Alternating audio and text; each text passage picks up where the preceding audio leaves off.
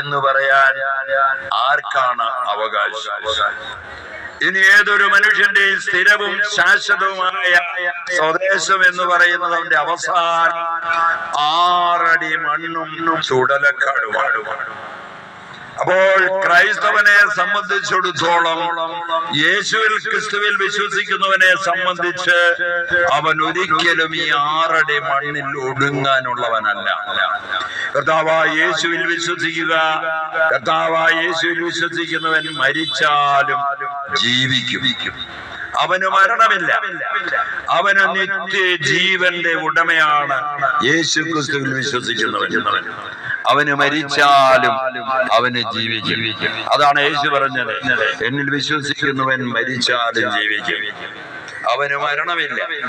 അപ്പോൾ ഒരിക്കലും 6 അടി മണ്ണിൽ ഒടുങ്ങാനുള്ളവനല്ല കർത്താവായ യേശുവിൽ വിശ്വസിക്കുന്നവൻ. അവൻ അവസാന കാലമുമ്പോൾ കണ്ണിമയ്ക്കുന്ന നിമിഷത്തിൽ എല്ലാം മനുഷ്യരും ഉയർത്തെഴുന്നേൽക്കപ്പെടും. അപ്പോൾ ദൈവസന്നിധിയിലേക്ക് നാം എല്ലാം ആനയിക്കപ്പെടുന്ന നിമിഷമാണ് അവസാന കാഹളം. ഈ സുവിശേഷൻ രാജ്യത്തിന്റെ ഒരറ്റം മുതൽ മറ്റേ അറ്റം വരെ പ്രഘോഷിച്ചു കഴിയുമ്പോൾ കർത്താവ് അരുളി ചെയ്തു, അന്ത്യം ആഗതമാകും.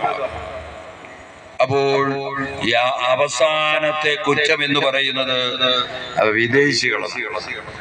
അപ്പൊ പ്രിയപ്പെട്ട സഹോദരങ്ങളെ, ഈ കന്യാസ്ത്രീമാര്, ഈ പുരോഹിതരൊക്കെ ഈ ലോകത്ത് അല്ലെങ്കിൽ ഈ രാജ്യത്ത് നൽകുന്ന സേവനം ആർക്കാണ് നിസ്സാരവൽക്കരിക്കാൻ പറ്റുക?